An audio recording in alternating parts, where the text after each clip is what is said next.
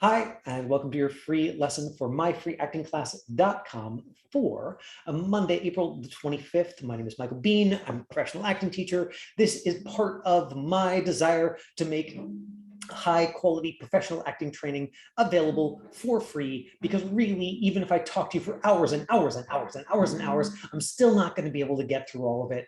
And you're still going to have to practice if you want to get good at this. And so I am not giving away anything that I don't want to be freely available. So please, if you find this useful, go ham. There's a whole bunch of videos. I'll show you where to find them. If you have questions, you throw them in the chat window as we're going, or email me, and I will also show you where to find that. So if you're like, what, free acting class every Monday? You would find it at myfreeactingclass.com. There it is. Click here for today's lesson. And if you wanted to send me an email and say, hey, Michael Bean, here's something that I'd like you to talk about. Or if you had a self-tape and you were like, can I get some feedback on this self-tape audition that I had to submit? You would click this link right here, info@myfreeactingclass.com, and that would go directly to me. Thank you very much to James, who submitted the self-tape that we are going to review today. Now, if you're like, wait, there are all these past lessons, where would I find those? I'm so glad you asked. There's a video archive. If you click there, it would take you here, ta-da! Sorted into categories, and these are the lessons from last year. If you wanted the lessons from this year, you just click up here on the YouTube channel, and it would take you right here. Now, in either one, you could search. So one of the things that I like doing, especially for the people who are joining us live and in person, thank you so much, because looking at your faces just makes it better for me, is we had a couple of questions. One of them was about marketing materials. So just as an example, if you're like, wait, marketing for actors, marketing, I could search that in here. Oh, you're already an artist. Headshots and demo reels, how to make a professional film TV resume, branding for actors, right? So that you'll see a whole bunch of past lessons, including one very interesting choice for thumbnail there, Michael Bean. So a whole bunch of the past lessons here, and Duke wanted me to quickly talk about marketing, so I'm going to drop that before I get into my lesson. The short version is that okay, so the complete food chain, which I've been over so many times, so let's go really, really fast. Producers in charge of the money, they make the final decisions. Directors in charge of the story, they are overseeing that specific project. The casting directors in charge of the audition and who gets to audition. Casting director does not decide who gets cast. People are always saying like, casting director didn't cast me. They don't decide people, they decide who gets the audition. That's why they're important. The talent agent is responsible for marketing actors. They basically are just trying to hustle and be like, want to see my actors, want to see my actors, want to see my actors. They're like a salesperson who only sells one thing, and that's actors. And then they're like negotiating the sale of that actor once they sell one. But if they don't sell the actors, they don't eat. So if you're like, my agent doesn't give me enough auditions, like your agent wants to eat. It's the casting directors that are not choosing you for auditions. That's a conversation you have with your talent agent, not something you blame your agent about. Cannot say that enough times. Just please tell your friends. Those of you who are watching live in person, you probably know this already, but like, oh my gosh, I just want people watching these videos for the first time to get it. Don't harass your talent agents about not giving you auditions. Work with some people. Actors are responsible for themselves. And so what that means is actors are responsible for professional marketing materials. What is the key and most important thing? It is to have a professional quality headshot. So if you have a headshot that reflects you of right now, and especially the like female bodied folks who I train are always like, but I changed my hair. It's not that big a deal. Yes, it is. In the world of film and TV, if your hair is like even like some different, if like you had, Amber's got bangs, if she had headshots without bangs, it's literally a different casting profile, and that it makes no sense. And it's like, oh man, I got to spend $500. You're getting new headshots because I chose to like give myself bangs. Yes, you do. If your hair is a different length, if it is a different color, if like you have a handlebar mustache and now you don't have a handlebar mustache, like you gotta get new headshots, and it's a pain in the ass. And I'm sorry, and you don't. It's not actually. It doesn't have to be $500. You can get good headshots, for like, probably a couple of $100. But it is worth spending the money, because this is how those casting directors, they choose who to see for auditions based on looking at headshots. They see 50 of them per page. They see hundreds and hundreds and hundreds of them at a time. They're scrolling through, and if you're like, I can probably get by with like discount headshots sort of taken by somebody I kind of know, the lighting's kind of bad, but like it'll probably be fine. Guess what? When you're talking about like hundreds of similar things next to each other, those little differences between a professional headshot and a not professional headshot, they really, really matter in terms of decision making. And is that fair? Not exactly. Is that the way marketing often works? Yeah. So in terms of, do you have a high quality headshot, looks like you, looks also like the way that you want to be marketed, and is current enough that people are like, oh yeah, right? So for instance, I didn't have this like gray here or this white in my beard a couple of years ago, so I had to get new headshots. And is it a difference? Yeah, it's a difference. And every time I'm like, I'm gonna shave off my beard. Can I go back and use the headshots from like 5 years ago without my beard? No. More wrinkles now, different face, bushier eyebrows, like I can't use those headshots. So, Duke, in answer to your question, like the basic thing is headshots are the most important thing. Do you have a good one? Does your agent have a good one? So next after that is demo footage, but honestly, unless you are a teenager, demo footage has got to be professional material. And so if you don't have professional material, it's just not, I don't think, worth investing a huge amount of money getting something that is professional like. Because again, the difference between professional like and professional, might only be 10 or 20%, but it is a noticeable 10 or 20% and not a good place to spend $1,000 having somebody produce a professional demo reel for you, that's going to look kind of like you got cast in real TV shows, but everybody watching is going to be like, oh, okay, this is just somebody who's has a whole bunch of money to blow, on trying to promote themselves. So do you need a website? Do you need social media profiles?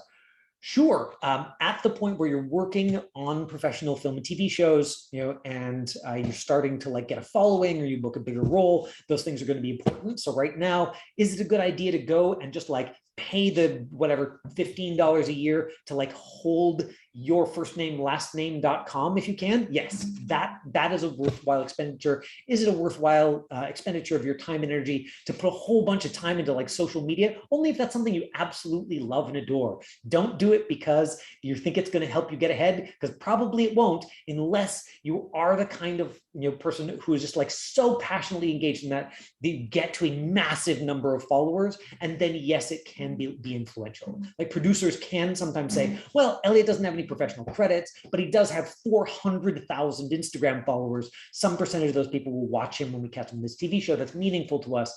Yes, that is possible. Is it worth that much of your life energy? I don't think so.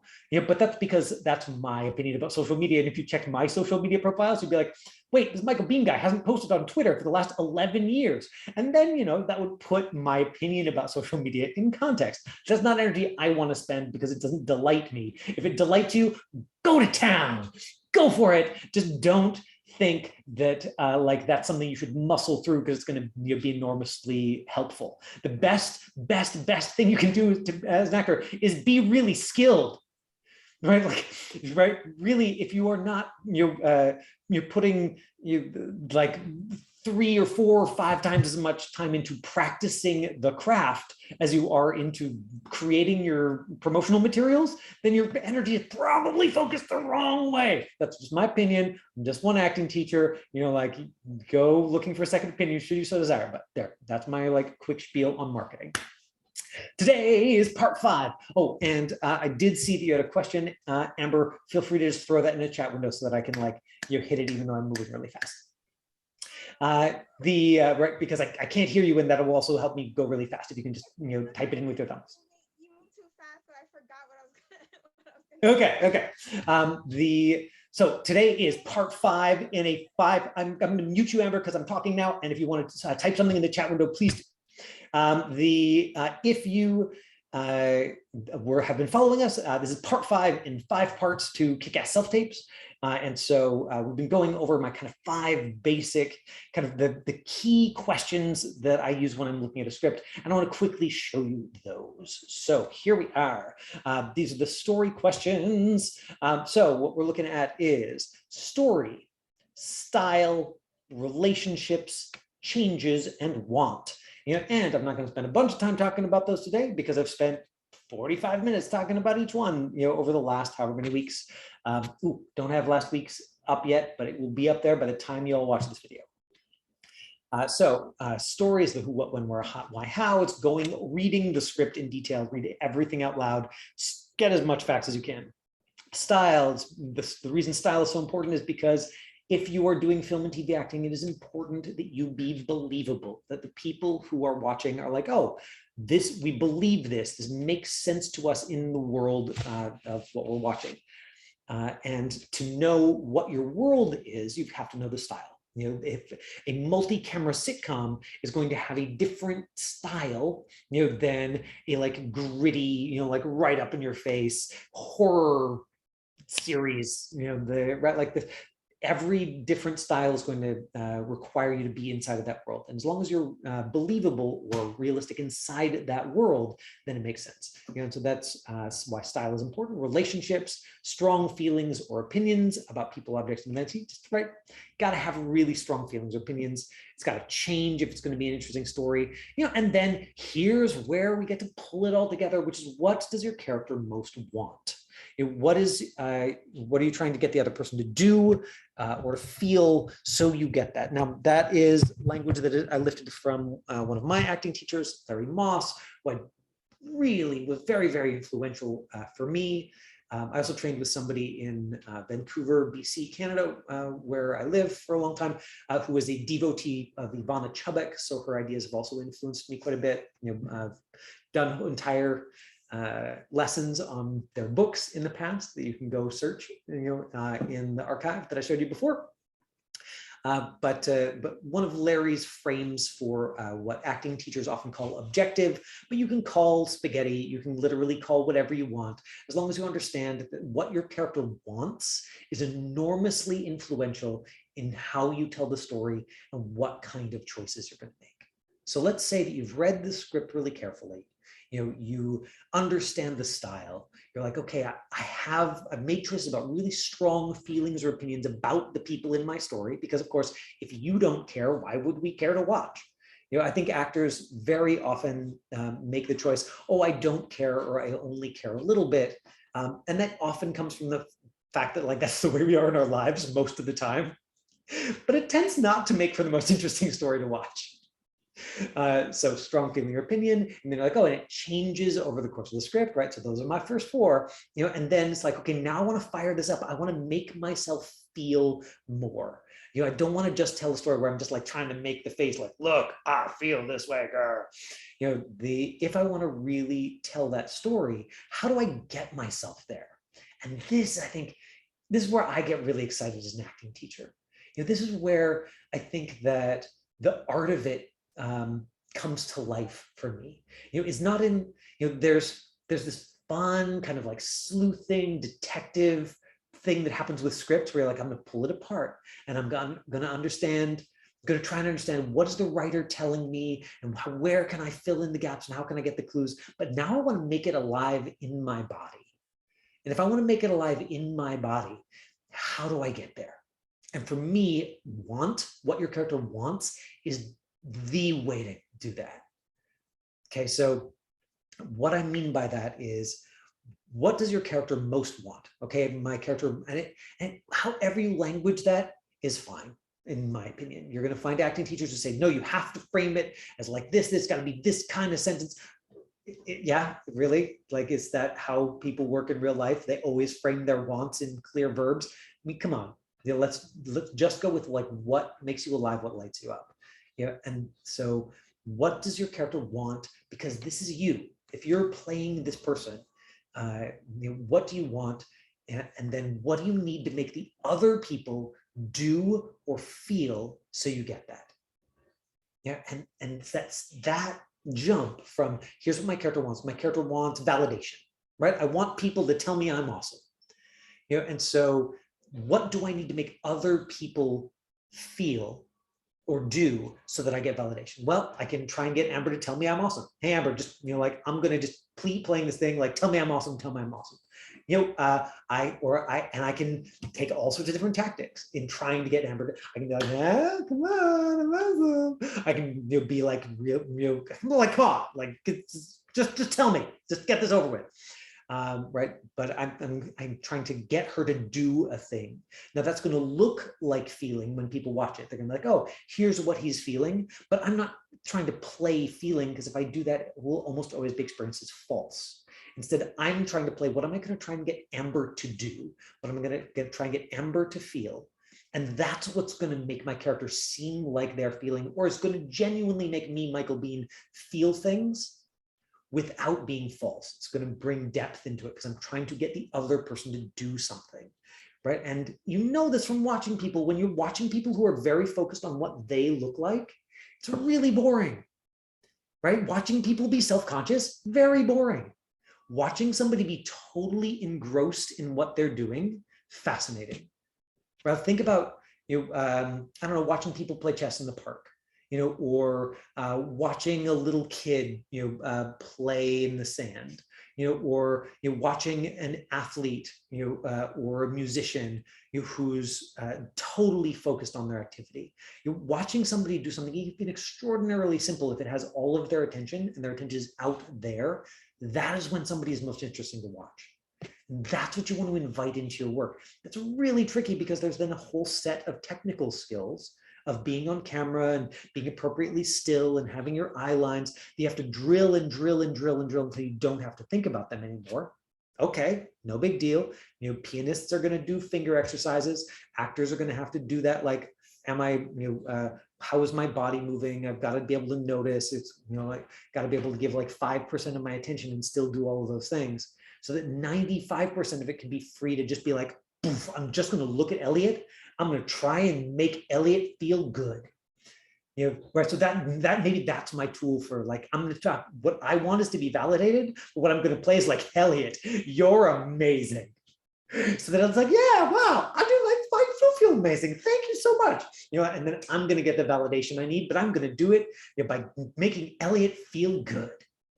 Right? So many different ways to accomplish what you want, but that's where it lights it up. And that's where it's not an essay. It's not a, here is the right answer. It's what makes me feel in real time. And so you gotta be creative. And I'm hoping that some of you will do demos for me today, sort of after we watch the self-tape. So we're gonna do a self-tape review, and then I'm gonna come back and show you in real time how, when I'm coaching a scene, I will get somebody to try and like bring this objective into their body. In the past, I've called it an objective phrase, but really it's just like finding plain language for the thing that you want in a way that is focused outwards, right? So what do I want that other person to do or feel? If I'm that person, what language do I use for that? And so that's the difference between, I'm going to state it in an academic way, I want to feel validated, and I'm going to state it in a way that fits my idea of the story and also just lights up Michael Bean, which is like, Elliot, you're amazing. And what I really want is him to tell me I'm amazing. And what am I doing? I'm doing that normal human thing of like giving the thing that I want to receive. Right? So that's sort of me using language that I know lights me up. And that's where it's always an exploration. And I think that I get excited as a teacher because I get excited about helping folks explore for themselves what lights them up. Right? Like, if you're lucky and you get an acting coach who's like worked with enough people that they're like, here's my best guess, and they tell you, and you just say it and it lights you up. Okay, great. But what about the like 74 self-tapes where you don't have that acting coach available? Like, what's really interesting, and I think where you get even more specific and even more alive, is when you start finding language that invites you into feeling more. And we'll play with that a little bit today. So here is a self-tape that was submitted by James. It is 3 minutes and 35 seconds. We're going to watch the entire self-tape, and then I'll talk about it just general terms and sort of go over my 5, and I will bring the focus as much as I can onto wants, onto what the character wants, and how that might be relevant in terms of like adjusting it. And then we'll come back and play with you all a little bit in terms of bringing those wants to life a little bit. for context, just very quickly, I think it's just worth reviewing and reviewing for a self-tape. What do you need? You need a blank wall behind you. You need a light in front of you. Ideally, you're in what's called a medium close-up, somewhere between medium close-up and medium shot. So I am currently in a medium close-up, so it's top of my head. There isn't a bunch of room over my head, my head. Classic mistake in a self-tape, don't do it. Always with a self-tape, you're horizontal, not vertical. And medium shot would be sort of all the way down to my belly. So if we sort of quickly flash over to Elliot, Elliot is more of a medium shot because we're seeing more of his body. And of course, if he was taping, instead of just me putting him on the spot, hi Elliot, then then he would be horizontal and not vertical. You want to be closer to your device. Most people are recording with their phones these days. You want to make sure you are closer than your reader. So whoever is reading the other side of the lines, and it is very, very important that you have an actual human do that, whether they're doing it in real life or they're doing it on a separate device. Right? If they're doing it on a separate device, that's fine. But just like for your timing, don't think you're going to be able to do your best work while reading with a recording. Like it's technically possible, but is it going to be really alive? No, of course not. Because what if you feel different this time and that makes you take a 2-second longer pause? Well, then your whole tape's messed up. And so the danger with performing with a recording is that then you're sort of trapped by however it felt before, and you want it to be really like present and alive with you. So ideally, you are closer to the device, so you're louder than they are. Now, it looks to me like James is recorded in a studio, either that or he has like a studio-like setup at home. Do you need that to do a self-tape? No, nope. These days, you can, with exactly what I've got here, which is like a blank wall in my house and a light of some kind opposite me. I have a ring light on a stand, but it could also be like a very bright, stand lamp with a piece of paper over top so that it doesn't cast too much shadow, right? A little bit of diffusion. Doesn't have to be something fancy. Let's look at James's self-tape. So right from the first moment, couple of things that are working really well here, right? Like you can see that he's very well lit.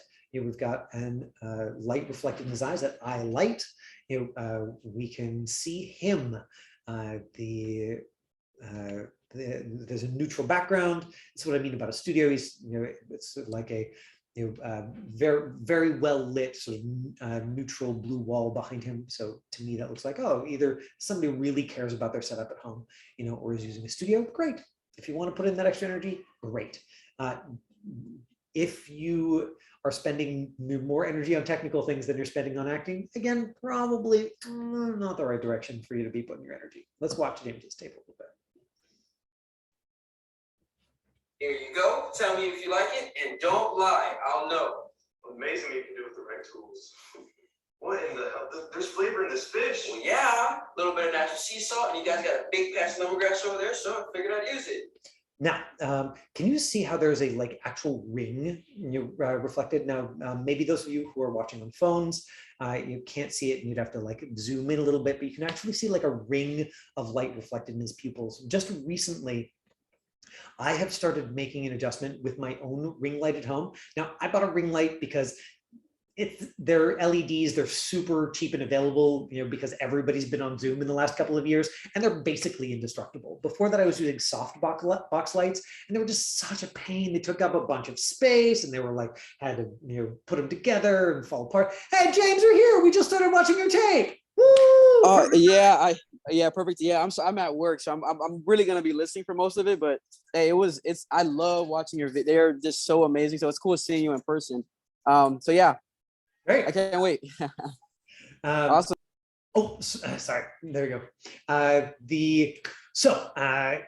Something that I found that's like a life hack with a ring light, so that you don't see that ring in the pupil, is you put a piece of paper around, basically flip the ring light away so it's facing away from you, and you just put a big piece of paper over top.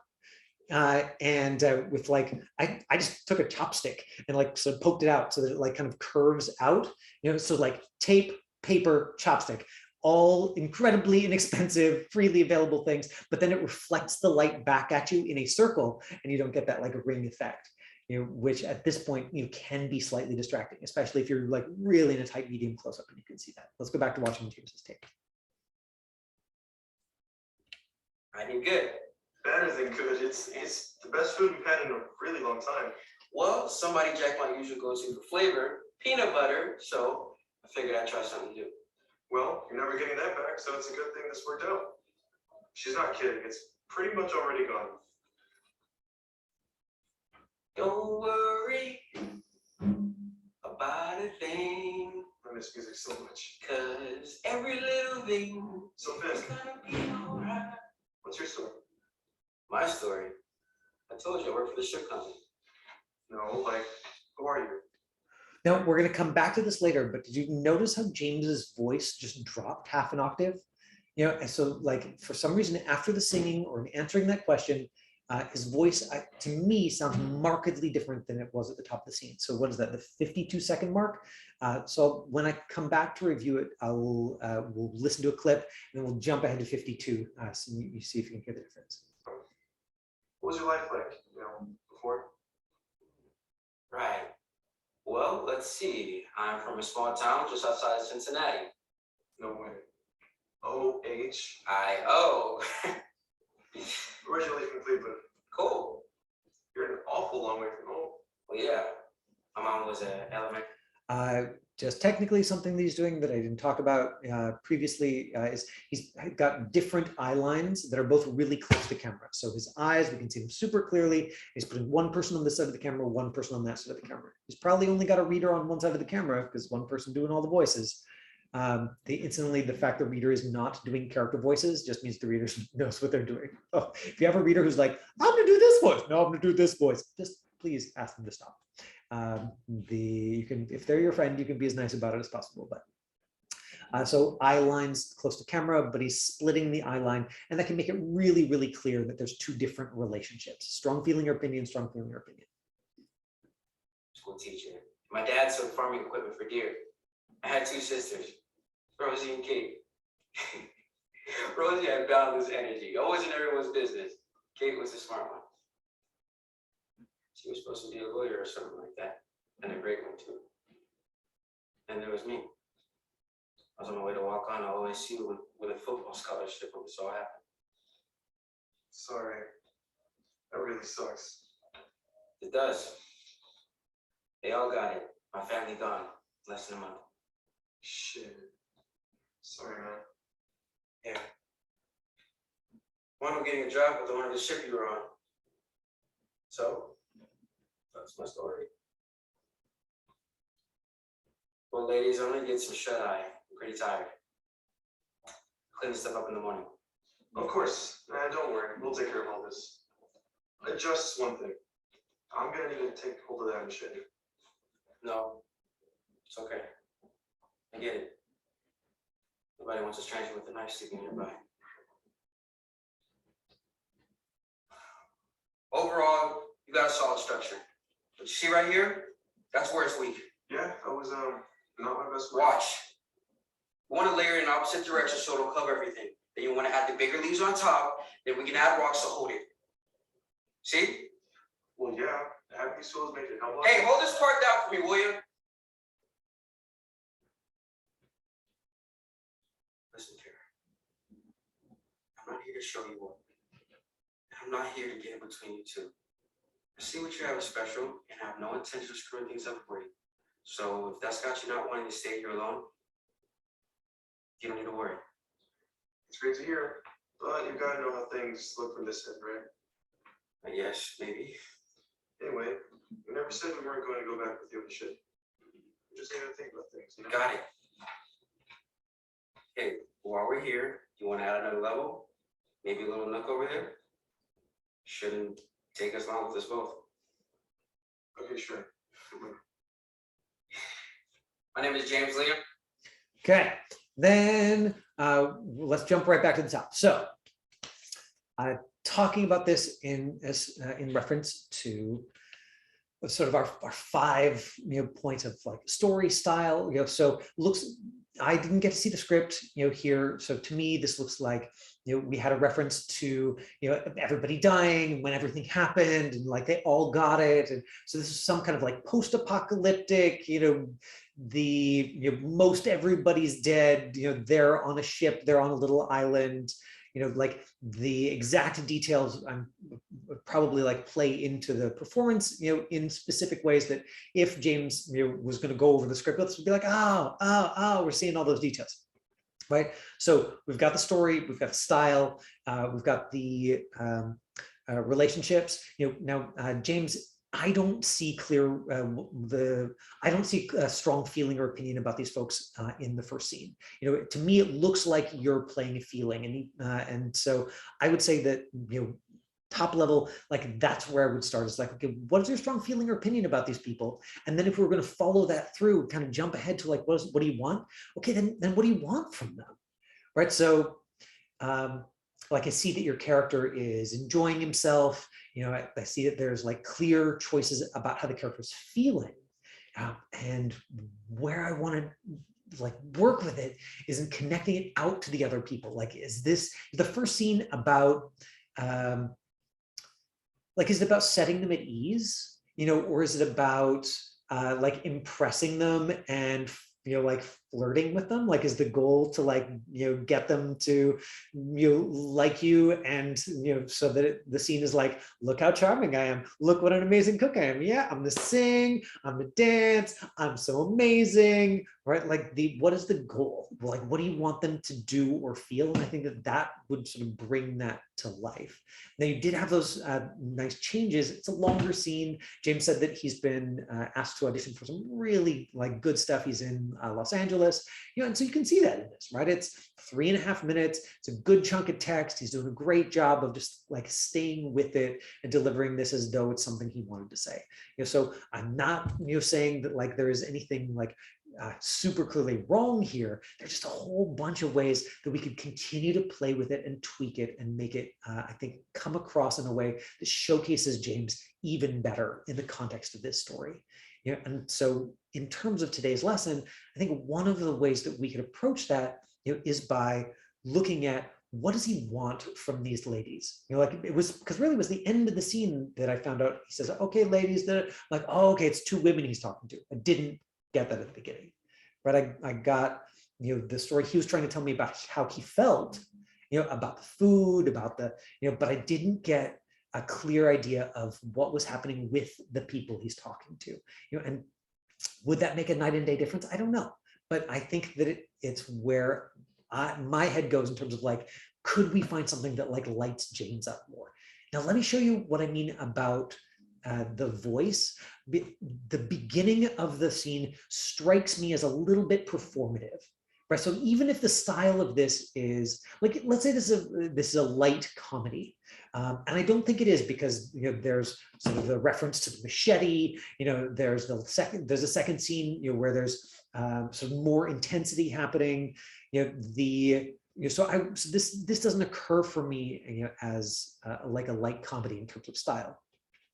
And so the beginning looks like the character's sort of putting on a show, which would sort of only make sense to me if the character is very nervous, or like and covering, and so again, I'd want to tie that back into like, what are the circumstances, right? Like, what's happening in the story, and what does he want from the other person? One of the things that can often happen in those situations, is one of the tells is the actor's voice will go up even slightly, right? And again, context, like James clearly, technically knows what he's doing. He's going through like a really good chunk of text. We're not seeing, his eyes wander as he thinks about what to say. He's delivering this as though what he wants. So he's got a really good foundation for sort of adding these extra little tweaks. He's got those technical things in place. Here you go. Tell me if you like it, and don't lie. I'll right. And so to me, it sounds like high and light, and different from, the way his voice sounds. I told you I work for the ship company. There, right? So that to me, that's probably how James talks, Like my guess is that that's what his voice normally sounds like, and that this here at the beginning is James like being excited, because it's the start of his audition. And so, that's one place where just grounding this out a little bit, or starting with like some kind of improv lead in that then is going to get cut off of the tape later, which you can absolutely do if you're taping at home, might be useful. Here you go. Tell me if you like it, and don't lie. I'll know. So especially that "don't lie, I'll know" to me sounds kind of musical, right? It's like sounds a little bit rehearsed. Right? Those of you listening to it, you can hear it's got that da da da da, quality that is just a little bit different from like, I'm looking at Duke, I'm just talking to Duke right now. Like, here's what I want from Duke. So maybe we'll use that first line, to talk a little bit about objective phrase, or like what the character wants, and how as an acting teacher I might like look for ways to explore that and bring that out. And I'll get each of you to try it. The only other thing that I'll say before about the tape, James, and if you have questions, I'll give you a chance to jump in with them. I'm so glad that you're here in person, because that helps. Like, I know you said you're at work, but maybe we can even get you to say the line yourself. As we're workshopping it, is that in the second scene where you sort of have this intent, this physical activity that you're in the process of doing. So both the first scene and the second scene, you seemed very cautious to me about bringing in physical activity. And that could be because like you've trained with teachers who have very, very strong opinions about like, you keep it really still, like let the camera see you. I'm just on the other side of that particular divide. I think a little bit of physical activity helps me feel like I'm watching a real person who's in a place doing a thing, and so if we were workshopping both scenes for the actual audition, we're recording that, I would get you to like, okay, what's your character physically doing? Right? Are they cleaning? Are they still chopping the food? Are they cleaning it up? You obviously wouldn't want to spend a whole bunch of time there, but it's a little bit of something, so it's not quite so still and waiting for the other person to talk to you. And then the second scene, the intensity with which you are sort of putting together the shelter could help you help do the work of tell us how your character's feeling. And so using behavior, and I did a whole lesson on this a couple of months ago, using behavior to tell the story of what your character is feeling, I think is a really, really solid way to go. It's something that is often much more convincing. And so there's maybe that extra little layer, even though that's not exactly what today's lesson is about. I did want to throw that in there so that you're seeing that when you're doing acting for real, and when I'm reviewing self-tapes, this is an organic process. I really think any amount of distilling, it down to here's the one thing we're looking at, it's an interesting lens, it's an academic exercise maybe, but when you're doing this for real, what makes it challenging, but what also makes it exciting is it is an organic process. There's a whole bunch of things that you're juggling all at once. And a lot of the time you're like, oh, I'm gonna tweak this style and see if I can get a little bit there. Oh, I lost a little piece of this, and so you're just adjusting. One of the things that I think is really challenging for actors to internalize at the beginning is it's never going to be perfect. Especially if somebody comes from like a ballet background and they're like, oh yeah, no, I just rehearse it until it's perfect and only then do I share. Film and TV acting is going to be really hard for you then, because you're never going to have the time to make it perfect. And the whole game is like, can I keep layering in and layering in? So let's go back and look at that first line.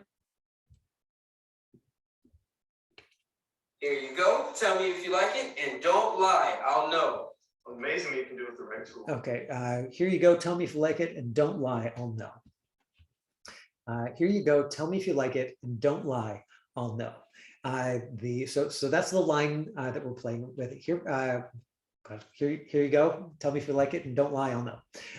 And so now we talk about what does your character want, and so we saw that over the course of that scene, he's talking to these two ladies, and first he's like feeling good and serving delicious food, and he's singing and enjoying himself, and then he's sort of sharing and opening up about him. So if this was a seduction, if Elliot's goal in playing this character, was to to totally like win over these ladies, and his goal is like, I want them to want to have sex with me. Like that's my character's total goal here.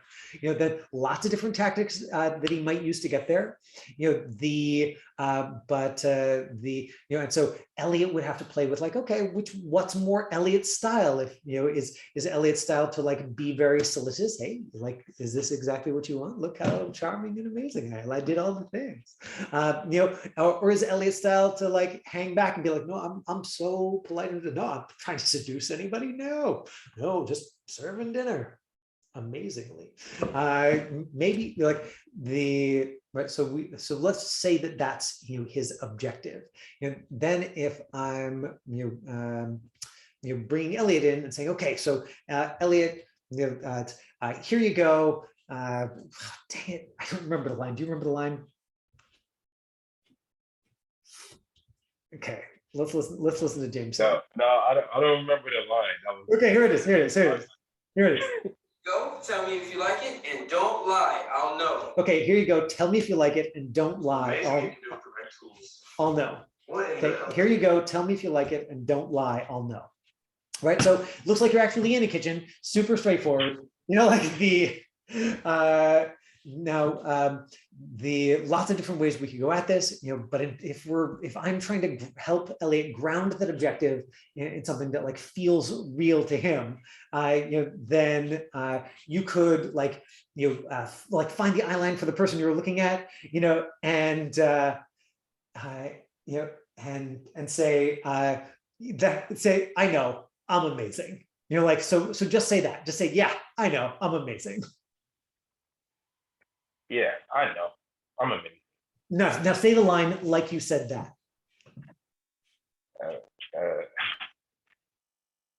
To say the line again. I'm sorry.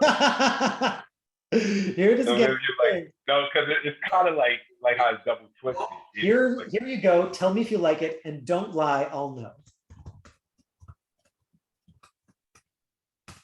here you go. Tell me if you like it. Don't lie. I don't know. Okay, and so that was mostly Elliot trying to remember what to say, right? That it had the line, remembering the line had the bulk of his attention. Now, if you go back and say, yeah, I know, I'm amazing. Say that. Yeah, I know. I'm amazing. Now say the line like you said that. And even if it comes out a little wrong, if you feeling that is more important. Okay. Just say the line. Here you go.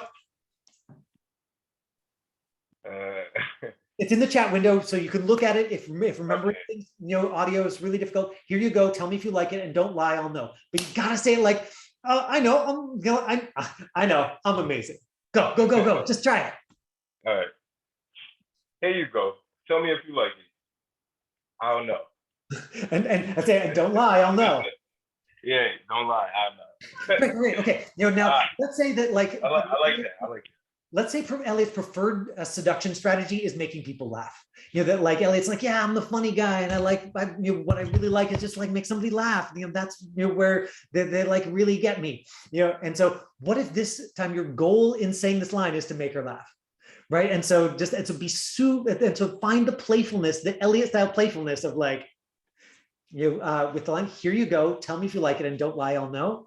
And if we were going to ground that in Elliot's real experience, of course, I'd have to like play with Elliot a little bit to find like what's going to light him up. If I'm going to guess like where we find that playfulness, is hey Mike, can we try it right now? I know I heard you saying, can I try doing it again? And of course, yeah. I'm just okay. Let's do it. Yeah, just let me finish with Elliot. Let me finish. Okay, cool. Good. So Elliot, go like, give me a ta-da, and just be like really silly with it. Go ta-da. Ta-da. Good, but be sillier. Be sillier. Be sillier. All right. Ta-da. Yeah, exactly. Just try and Don't make lie. Don't. Yeah. Good. Now say the line. Say the line like you said that. Go. Here you go. Hey, Here you go. all right.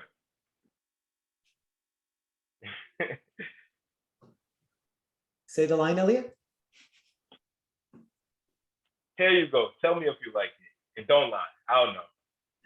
Good. Yeah, and we could get Elliot to be more playful. We could get him to like go into falsetto and be like, don't lie, I know. We could get him to like do silly voices. If that was more Elliot's style, great. Like, seducing doesn't have to look, like some kind of like, weird, super heteronormative, like, here, don't lie. Right? With the so you got to find what the character wants, and then you got to find your way into it. James, are you still at a spot where you can talk to us? Let's give you a shot at it. All right, let's do it. You ready? Okay. I just got to add you to the spotlight. So here we go. And good. So if we are, if we're playing with this, these characters, what would you say? What would you say you want from them? Like, what I'm do you trying to be? I want them to trust. I want you to I want to be endearing. Yes. Okay, good. So if you, James, actually want me to trust you, like, what does that sound like? Is it like chill out, I'm a good guy? Is it just chill out? Look, Michael, I'm honestly a really good guy. I have no bad intentions. I don't have any secrets. Beautiful. I mean, now tell me, say the line to me like you said that. Yeah. Here you go. Tell me if you like it and don't lie. I'll know. Yeah. And see, if he says it like that, then we get to see James. We're like, oh yeah, he's really talking to us. He's not like an actor performing. He's somebody really talking to us. And this is where I think plain language is so useful. James, I'm so glad you were here because it really matters hearing it in your voice after hearing the tape. Like playing with Elliot, I think gave everybody a sense of it, and then hearing your voice, I think really lands the lesson. Yeah, and you know what too, and you're so right about me doing it as a performance. It's because that was like my 20th take, and I think I was like overwhelmed. I'm like, dude, I'm not saying this line like this, and I'm not saying it like that. So then I'm like, I gotta add energy to it somehow, and then it was like, that's why came off as perfect, and I hear exactly like a musical note. So and so the finding those relationships can be really, really useful, so that when you do get to the 20th take, which can really happen. I mean, like this thing that James is talking about happens all the time when you're doing self-tapes. If you've got time at home, I mean, if you're doing it at home and you've got the time, and you can just like take 20 minutes and come back to it, great. Not always an option. And so if your relationship is really clear and what you want is really clear, then sometimes you can just riff for a minute. There's this result, I want more energy. Okay, I want more energy. How am I going to get there? Well, I'm going to jump up and down and do push-ups. So like sometimes I actually will do just something physical, but sometimes I'm going to bring it back to like, oh wait, okay, oh God. Most of my attention on right now is like perform, perfect, try and get it right. And I've just got to come back to like looking at Amber and being like, hey, like you can trust me, it's cool. Like stop freaking out. Like, I'm not going to kill anybody. Like, here's dinner. Chill out. Okay, if I just say that and then roll into the take, sometimes that'll help. So hopefully it gives you some context for how important being really clear about what your character wants is. And of course, it starts with an understanding of here's how my character feels. It's just that if we try and play that in real time, then I think we miss the chance to show up as trustworthy. And show up with ourselves and our attention out on the other person. So James, thank you so much for being brave and sharing with us. And come back next week because I'm going to go into detail about building a character, but I will give you the top level contour, which is that I think that character is something that emerges from the script. That there are some things that you can do to sort of like guide it in the direction of here's how I want the character to seem. But if we want it to be believable and we want it to be you inside of it, then character is a little bit like feeling. So first we decide, okay, here's how the character's feeling. And then I'm like, oh, I can't just play the feeling. I got to find a way to imagine myself into it. And character is very similar, in my opinion. Character starts with like, oh, my character is a real jerk. Okay, what do I need so that I'm in a situation where even Michael Biehn would be talking to Duke and be a real jerk? Like, what do I need to imagine about Duke? What do I need to imagine about, like, my body's in pain. Oh, right, I'm going to source it there. Right, like truly, like if I was in lots of pain, it would be really easy for me to talk to Duke and you all to be like, wow, that Michael Biehn guy's a dick. And that might me be like, ow, ow, ow, my back, ow, ow, ow. Like maybe that's where I find it, but so it's like character is this emergent quality that's really easy to see in a descriptive way from the outside, but then we got to be creative about how we invite it from the inside. And that's where it gets really personal, so I'll go into more detail next lesson. Thanks everybody for showing up. And James, thank you again for sharing your work.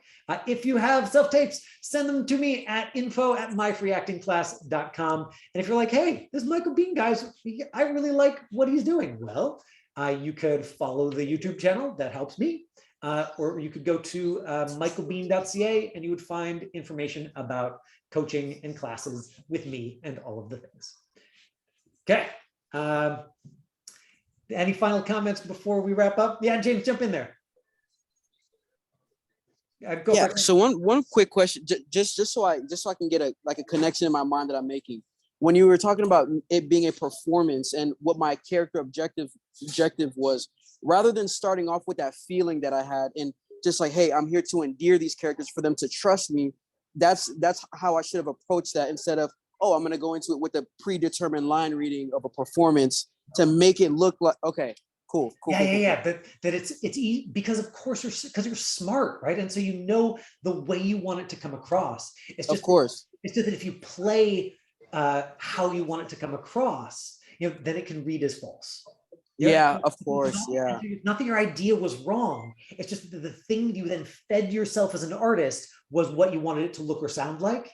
And what you can do is like then go, okay, in order to get there, I actually need to approach it from this other angle. Yeah. Sweet. Yeah, awesome. I'll see you in class next week again. Bye, everybody. Thanks for showing up, and we'll character next week.